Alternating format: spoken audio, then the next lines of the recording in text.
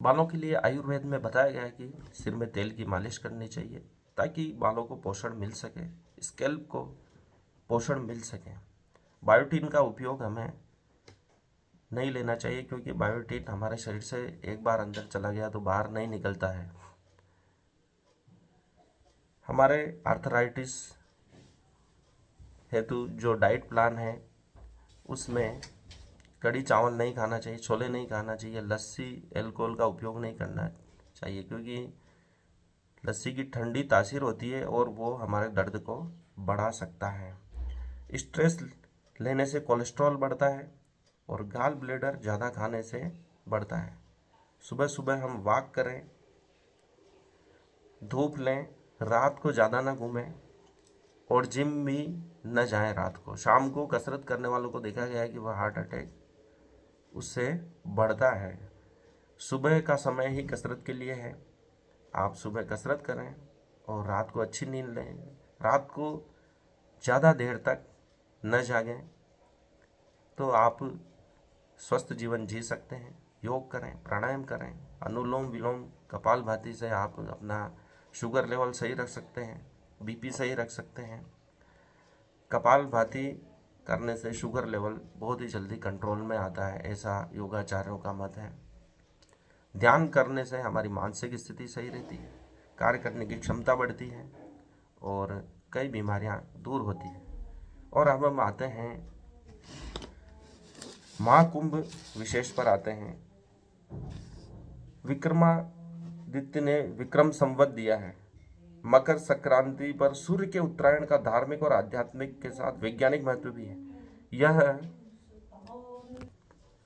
यह देवताओं के जागने का समय है, जैसा कि दैनिक भास्कर में कल के पेपर में कहा गया। यह जीव जगत में नई चेतना और ऊर्जा के संचार का समय है। महाभारत काल में तो भीष्म ने अपनी मृत्यु के लिए सूर्य के उत्तरायण होने का इंतजार किया था। जब जब मकर संक्रांति आती है तो उज्जैन का महत्व इसलिए बढ़ जाता है क्योंकि दिल्ली में यदि बहुत ठंड है और मुंबई में आपको ठंड नहीं लग रही है, लेकिन उज्जैनी समशीतोष्ण है। यहाँ पर न तो ज़्यादा ठंड है, न यहाँ ज़्यादा गर्मी है, न यहाँ ज़्यादा बारिश होती है। ये पृथ्वी पर सबसे अनुकूलित जगह है। यही वजह है कि चिकित्सा जगत के महारथियों में जैसे चरक और धन्वंतरी ने भी अपनी कर्मभूमि को उज्जैन चुना था। कथा, चरित सागर, बाणभट्ट व कालिदास की रचनाएं, वेद पुराण, चाहे कोई भी ऐतिहासिक ग्रंथ उठाकर देखें तो इन सब की नगरी में उज्जैन का महत्व और उसका गुणगान किया गया है। उज्जैन का सबसे विशद वर्णन आपको ब्रह्म पुराण और स्कंद पुराण में मिलता है, जो कि अवंती खंड में आपको प्राप्त होता है। यह विश्व की एकमात्र ऐसी नगरी है जिसमें 12 बार नाम बदले गए। 12 बार इस नगरी के नाम बदले गए, अर्थात यह सनातन है।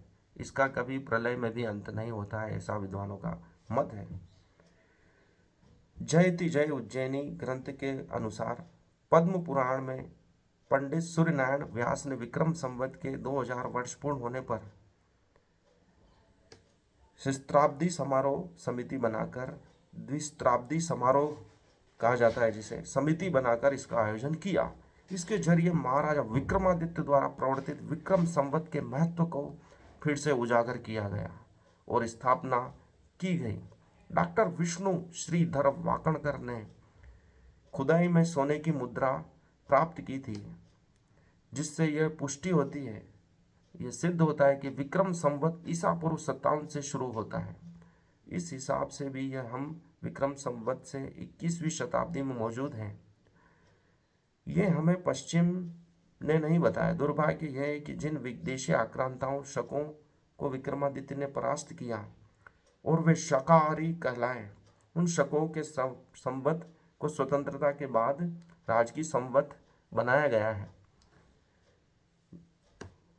उज्जैन के 9 रत्नों के बहानों, 9 ग्रहों की चाल और ज्योतिष का प्रशिक्षण। उज्जैन को पूरी दुनिया में ज्योतिष केंद्र के रूप में सर्वोच्च मान्यता है। इसकी वजह यह है कि उज्जैनी 9 रत्नों से सजी धजी थी और ज्योतिष के वराह मिहिर, चिकित्सा के धन्वंतरी, शपकणक, शंकु, बेताल भट्ट, कालिदास जैसे महारथी इन 9 रत्नों में शामिल थे। कथाओं को इस प्रकार से गुथा गया जिससे ज्योतिष शास्त्र को पढ़ने में प्राचीन विद्यार्थियों को, शिष्यों को बहुत ही आनंद आता था और वे जीवन भर उसको भूलते नहीं थे। कथाओं से जोड़कर ही हमारे साहित्यों का अधिकतर निर्माण किया गया। ग्रह नक्षत्रों की कथाएं, उनसे जोड़कर ग्रहों के गुणों को आसानी से याद रखा जा सकता है। कथाएं भारत भूमि का सार है। कथा बिना मनुष्य जीवन अधूरा है। हर चीज से, हर ग्रह पिंड आदि से कथाओं को जोड़कर इसको लोकमानस में भी याद रखना आसान हो गया है।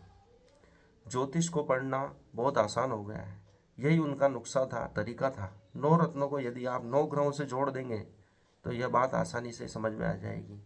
9 ग्रहों को इन 9 रत्नों से जोड़कर इन्हें याद रखना भी बहुत आसान हो जाएगा। महाकुंभ के इस अवसर पर हम अपने स्वास्थ्य का भी ध्यान रखें।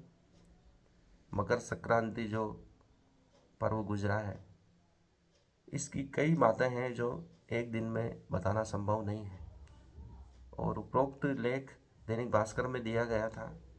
इसमें मेरे निजी विचार नहीं हैं, परंतु ये सभी मानव जाति को सुनना आवश्यक है। तभी हम स्वस्थ और अपने आध्यात्मिक उन्नति को प्राप्त कर पाएंगे। धन्यवाद। आज के लिए इतना ही। हार्दिक आभार।